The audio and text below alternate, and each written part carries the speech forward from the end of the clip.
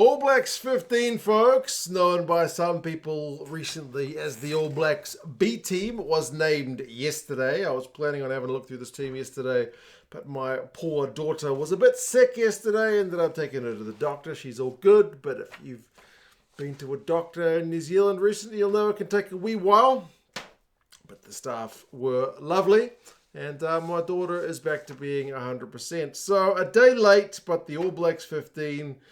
Few thoughts on the squad. Obviously, they are playing Munster and Georgia over this kind of upcoming test window period. So it'll be an interesting one for a bunch of these guys who are on the fringe of the All Blacks, basically to get a crack. It's a good one to have in terms of that. You know, every time we select an All Black squad, and Razor's squad was relatively conservative.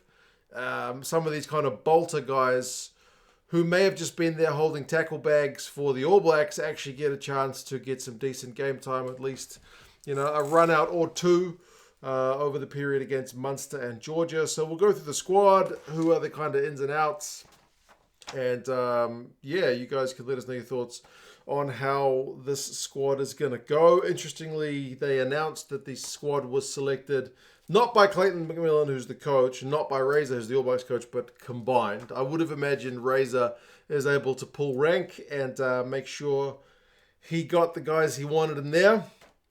But it's good that at least officially Clayton has his stamp on the squad as well, and he's been involved in the selections. Props, Numi, Adaya, Ma'u, Renata, and Bauer. Bauer's been training with the All Blacks over the Rugby Championship period. He's obviously Crusaders boy, so there's kind of no big surprises there that he was going to potentially cover loose head if needs be. He's the oldest guy of this All Blacks 15 squad, selected at 32 years old. He's also the only prop who has played for the All Blacks before. All the other guys are kind of uncapped. Renata is the other guy who's in his 30s, while the others are all kind of 25 and 24 years old.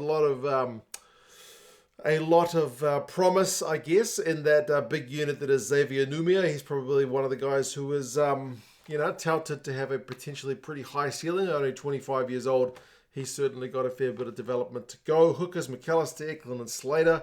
You feel like that's a bit of a controversial one with the snubbing of Ricky Riccatelli, with Eklund getting in ahead of him, especially when you consider Riccatelli is a few years younger.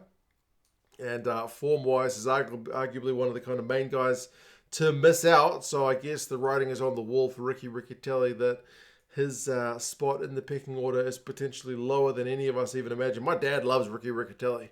So, yeah, it's a real disappointing one for him. Locks, is a bit of excitement around the locks. I mean, Josh Lord, Fabian Holland, Isaiah Walker, Lea Were, Naitoa Akoi. Those are your four guys chosen. Holland is now All Blacks eligible, so he's been picked. He's only 21 years old, close to 120 kilos, over 2 meters tall.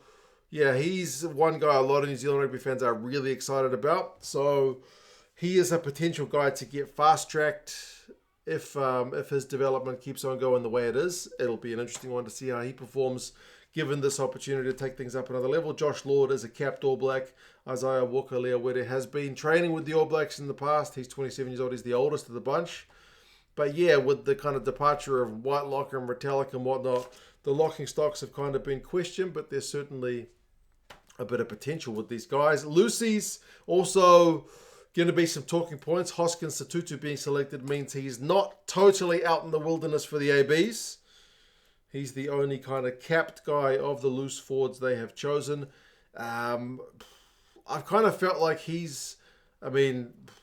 form-wise, he was in cracking form in Super Rugby. He was the Super Rugby player of the tournament, which was pretty high praise. For him not to make the All Blacks seemed a bit of a controversial one.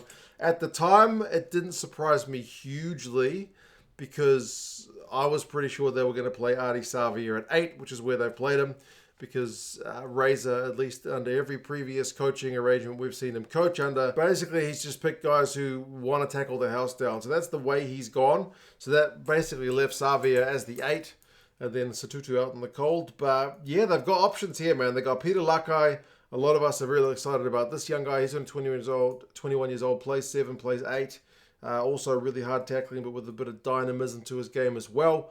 Duplessis Karifi has also played with the All Blacks squad before, trained with the All Blacks squad. He's never been capped, but he's been there or thereabouts at 27. He's the oldest of the Lucies. And then you got Leo Willie, who's obviously got the Crusaders connection as well. Can play 8, can play 6. Has done in the past anyway.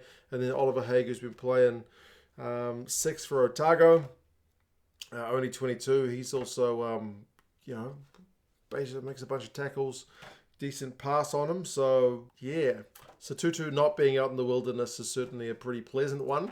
The halfbacks with Hotham and Christie, they've only taken the 2.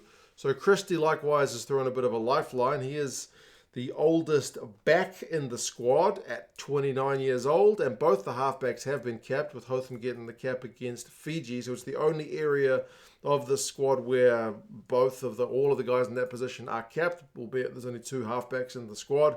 So yeah, a chance for Christie. Potentially, but the halfback situation in New Zealand is really, it's had such a flip on its head, hasn't it? It wasn't that long ago where a lot of people were saying the Highlanders had the 2 best halfbacks in New Zealand with Aaron Smith and Folau Fakatava, and now Smith's gone and Fakatava's stocks have absolutely plummeted. And he's only 24. So the emergence of Roygaard and the faith being shown in Hotham is an interesting one to see. First 5s, Harry Plummer and Josh Jacob are the 2 guys chosen. Obviously, Plummer did manage to get a few minutes in the All Blacks colours earlier in the season. And then midfielders, Tupaia, Higgins, Lamb and McLeod. So a couple of cap guys in Tupaia who's still striving to get back to the All Blacks jersey after that big injury layoff he had. And Dallas McLeod. He's only 25. He's kind of been on the fringe and got a few caps, but he's never really cemented himself as kind of a starting AB. A lot of excitement about Riley Higgins, to be fair, because his attacking numbers are just insane for Wellington. Outside backs, Kenny Naholo, Amori Narawa, Che Fihaki and Shaun Stevenson. A couple of cap guys in Narawa and Stevenson, but again, neither guy has had a chance to firmly establish themselves, but they have been capped. Fihaki seems to be fast-tracked. Maybe a bit of a Crusaders connection there. And Kenny Naholo, powerhouse winger. He's another one that my dad has kind of a lot of faith in to get a lot better in New Zealand. Tavatava Nawai is one that I think, being injured, may have been in with a shout in terms of in the back line. And Braden Yose maybe misses out because we got so many good Lucies in New Zealand at the moment, at least attacking-minded Lucies. So, yeah, it's a pretty exciting squad. I mean, the main guys I feel like people are excited to see in the forwards, Fabian Holland. How does Hoskins Sotutu go on his return?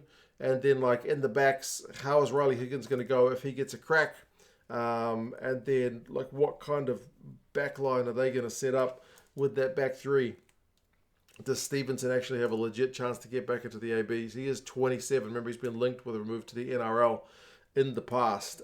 Games against Munster and Georgia, 3rd and 11th of November over here in NZ. The Georgia game is on at 2 o'clock in the morning, so that is a pretty brutal one, but the Munster one is a 6:30 kickoff for us Kiwis. Now, actually, to watch these games, obviously your local broadcasters got them, so for us in New Zealand, it's Sky. For the Munster game, it'll be on, I forget which broadcaster, but the usual Irish rugby broadcasters, same with the UK. And the Georgia game is obviously being shown on a Georgian broadcaster. But for pretty much everyone else, if you're not in Ireland or UK for the Munster game, or you're not in Georgia for the Georgian game, or you're not in New Zealand, NZR Plus is going to show those games, which maybe hints at the fact that they are looking, New Zealand Rugby anyway, to getting into doing a bit more broadcasting of their own than necessarily selling the rights to somebody else in the future. Potentially. We'll see. But yeah, you guys let us know your thoughts on the squad.